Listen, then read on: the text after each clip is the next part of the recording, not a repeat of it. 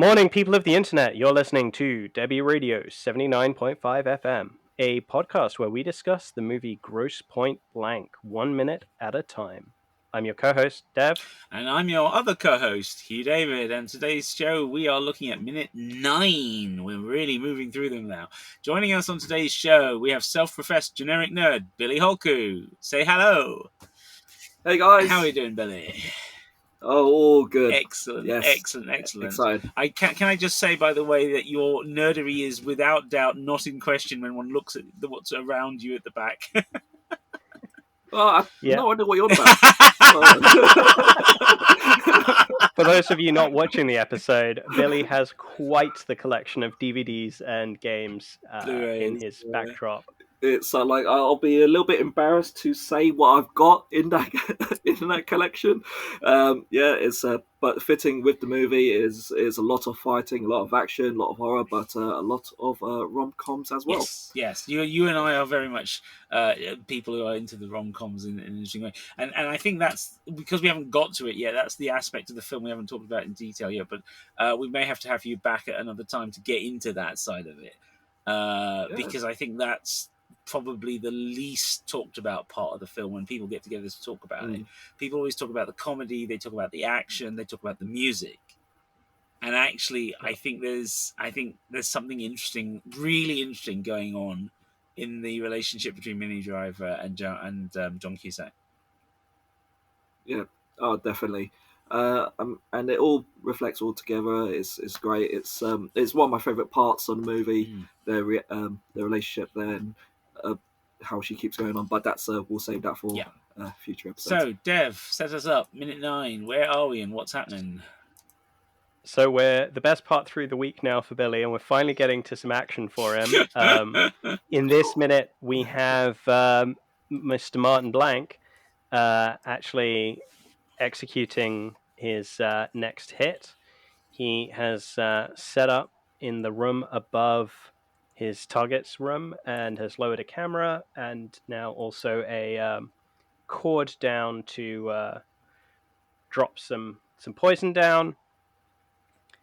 And I think that is where we're at. He's just started dripping the poison down, and we see the start of the failure of this hit, where the target turns their head just as the poison is about to drop into their mouth. Mm-hmm. Fantastic. So, interesting design, interesting lighting, very stylized. This is the bit that feels... we were saying in one of the previous episodes about the difficulty of placing Grosse Point Blank sometimes because of as is the way when it's shot, because it's some aspects of it are so timeless. This is one that is very 80s into 90s. The lighting, the purple and green, and yes. And I hadn't really associated why this is also a completely silent minute. There is no lyrics, and there is no dialogue in this entire minute. But I think when you have that long shot, the framing shot for this scene in the last minute of that neon lit strip of hotels, I think that explains the lighting here. It's that situation that you get in hotels like that, or if you've stayed in a motel in the US where they've got the neon sign up front to catch the eye of folks on the highway. There is no way of blocking that light out of a hotel room, and I think that's what we're seeing here, and that's what they're using to provide the illumination here. It also, I feel like the editing of this sequence is super different to what we've seen previously. It's a lot of very, very zoomed in shots, a lot of very quick cuts. And then the only time that we have longer shots is when we're actually watching that poison dribble down the cord. And it's almost like the fast cuts are trying to underscore how painfully slow this process is. It's a lot of fast cuts, and then when it actually comes to that poison coming down that cord, slows down. It's long, slow shots really highlighting how patient and how controlled this method of execution is. I mean, that's part of what I think is part of the genius of our message as a director is that understanding of the audience's instinctive response to editing. You know, the moment that like the liquid starts to slowly drip down, if you cut too quickly, then it won't feel as slow as you want as it actually is. You know, you want the audience to feel that. And as you just said, that is marvelous. I keep trying to remember where I've seen that method of assassination in a film before, and I can't. Like I've been thinking about this for I weeks now, and I can't work out. I want to say it's one of the James Bonds. Yeah. Yes, it is. Yeah. It's, I think, Octopussy. No, Oh. What was it? it may Was he not be winning? Octopussy. It is one of the Sean Connerys, I think, where he is. Not Roger Moore. They're trying to kill Bond, right? Right. I want to say, is it the one when he's in Japan as well? I guess. Ooh, Oh, that that might be it. Yeah. Yes, because that I realized the Octopussy one I was thinking of, I think, was actually those rotating buzzsaw discs that are dropped on him, yeah, which is a little bit more fast paced. he only lived twice. than dripping water. Right, here we go. It's you only live twice. Yes. Yes, because the Japanese Secret Intelligence Service agent, who's a female ninja, who is required to pretend to be his wife, she's the one who ends up taking the because he rolls over, she rolls over, and she ends up taking it, the poison. That's right. Blofeld. Yeah. Here we go. It's in Blofeld orders Asato, and on Blofeld's orders, Asato has sent ninja assassins to kill Bond. One of whom enters the bedroom where Bond and Aki are sleeping together and tries to poison Bond by dripping poison down a thread. Roald Dahl, who wrote the script, took inspiration for this by watching a similar scene in the first film in the Shinobi no Mono Ninja film series. So it's a deliberate ninja. So hey, we get back to ninja. Okay. Ninja. I was actually thinking if it was one of those fabled ninja tactics. You know? Yeah, and that doesn't that seem to fit Martin Q. Blank quite well? Well, of course, yeah, because ninjas were assassins and they dress all in black. All in black. Or pricks in the dark. Yeah.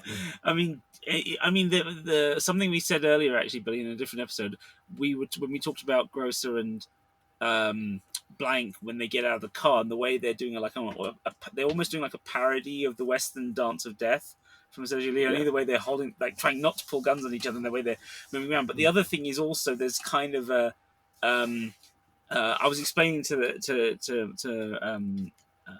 McKay and Dev the idea of that business in Once Upon a Time in Hollywood, of the whole thing of Bruce Lee and his stillness versus the Western pugilist, keep throwing fists. And I feel like there's something of that in the way Cusack holds his position in a very Bruce Lee kind of fashion, whereas Aykroyd was very much kind of, big movements and, very square on.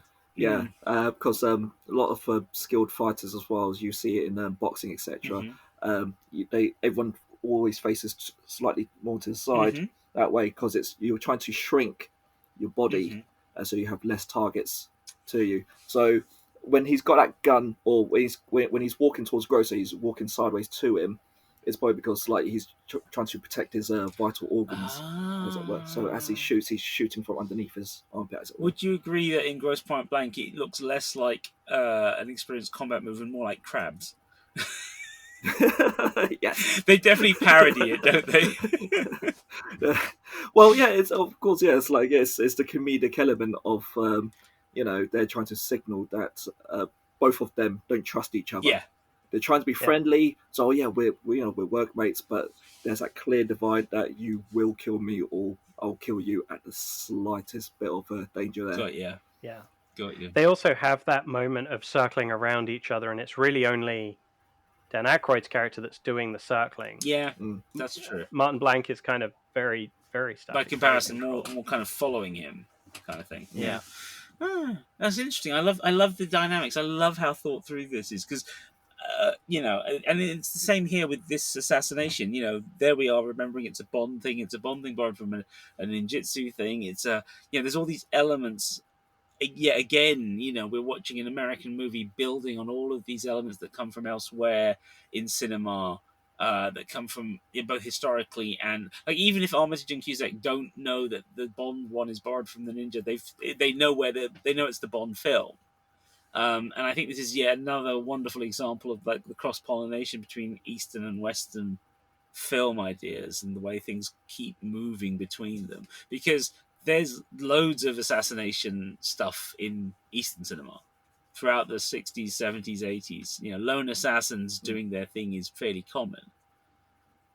And I'm not just in Hong Kong. I mean, Japan, you've got the Golgo 13 manga, which gets turned into live action films in 2 different periods with 2 great stars of Japanese film, Kenta Kakura in one and Sonny Chiba in the other. And then 80s Hong Kong is absolutely chock full of lone assassins doing their thing. John Woo's the killer, obviously, but then you've also got Simon Yam does.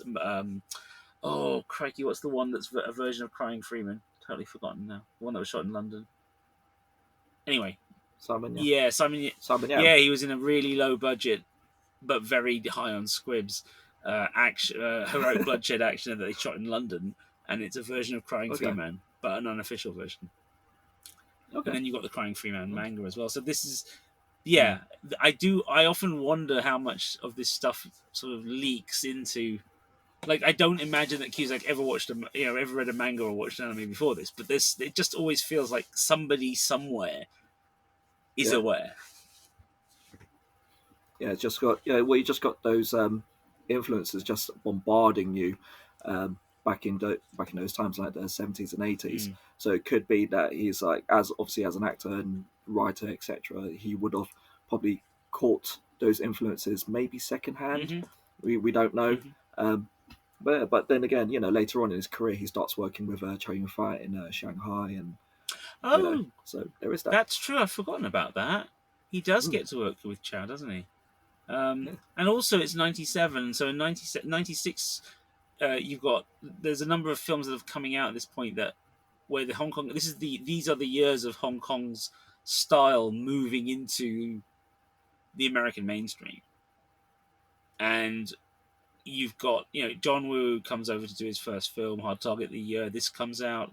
You've then got Ringo Lam comes out over to work with Van Damme, and Dolph Lundgren gets in the game as well. But then you also have the stuntmen come over. They get to work on various films which climaxes with the Matrix and Charlie's Angels, and all this. The style and the ideas slowly move in, but one of the most wonderful examples of this is Die Hard 2.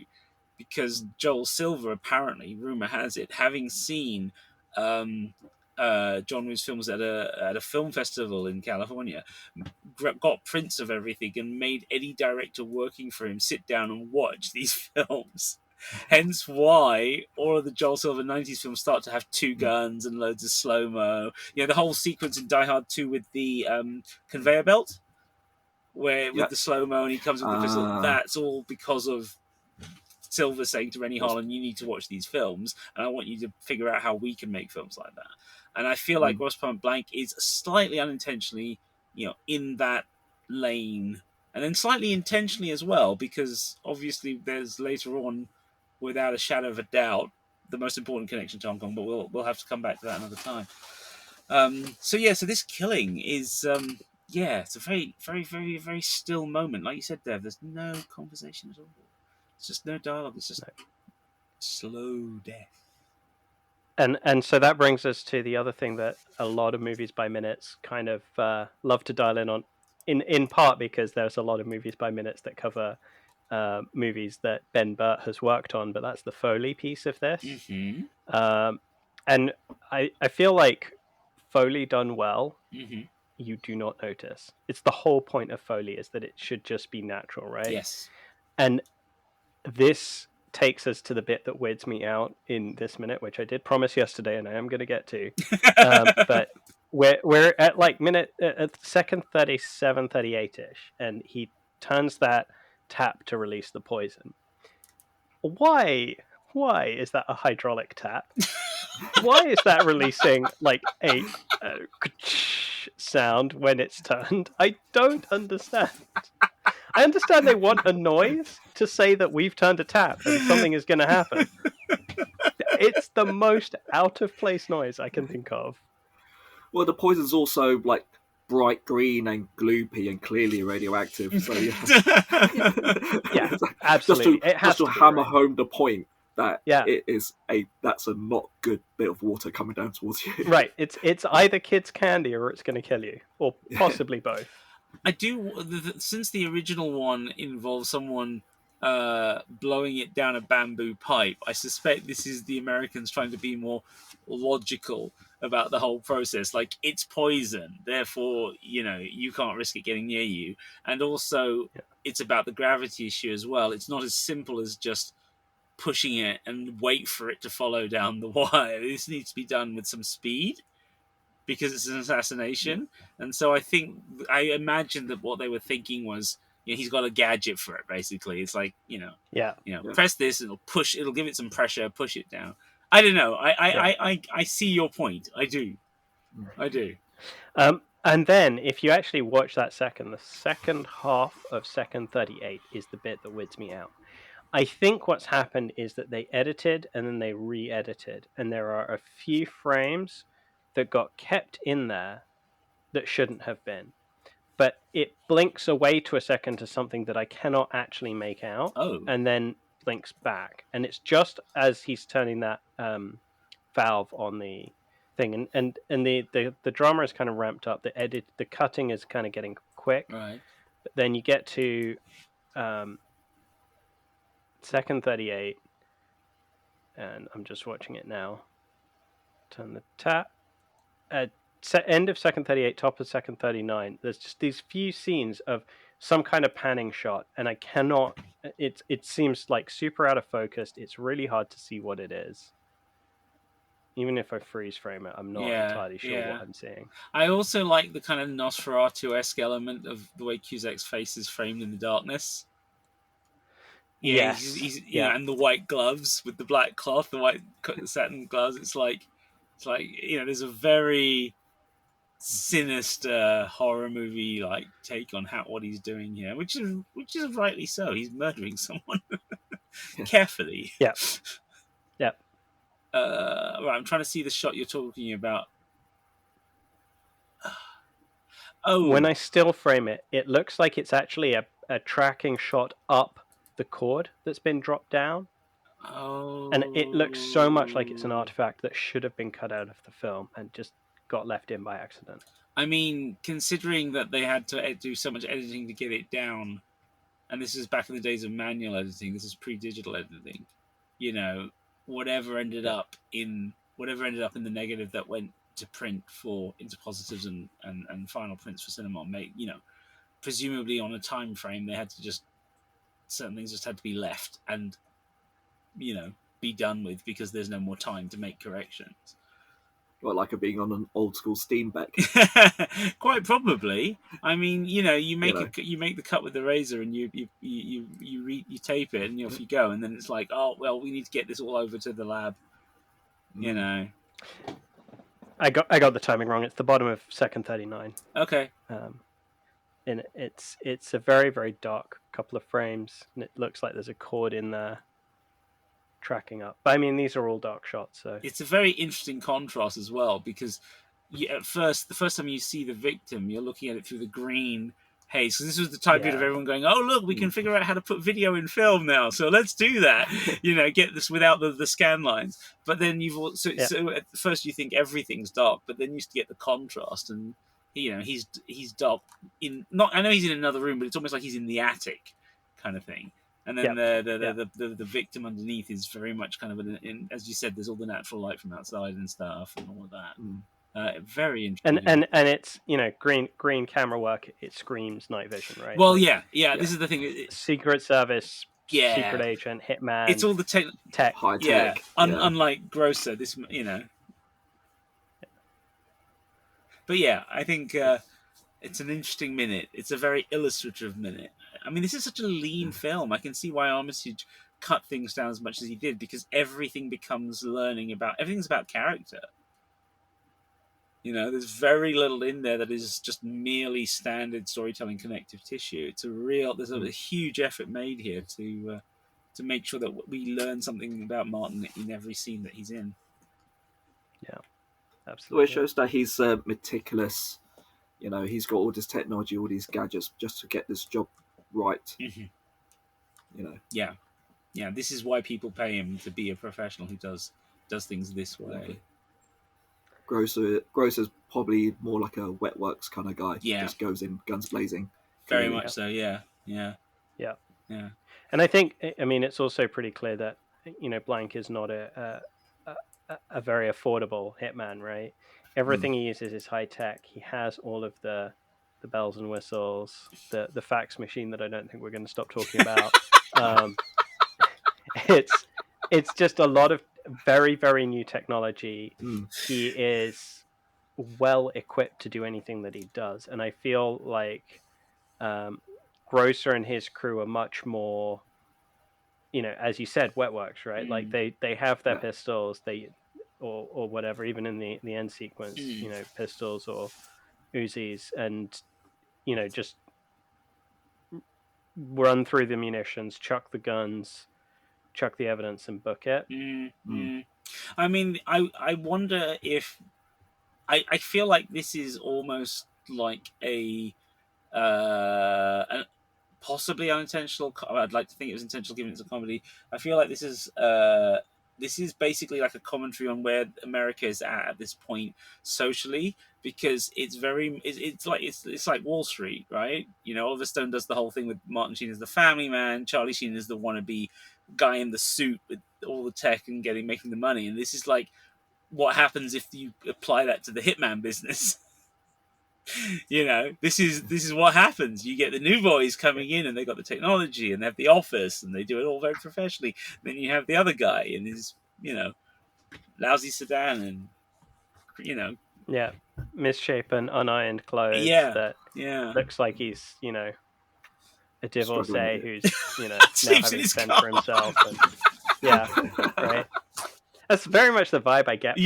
No, I agree. You know, I imagine. I can't imagine he ever was married, but then you see him in his office, and it's like everything is kind of like cellophaned off so that he doesn't have to clean it or something. Like I feel like he was not only married, but he's paying alimony. Yes. Absolutely. Yeah.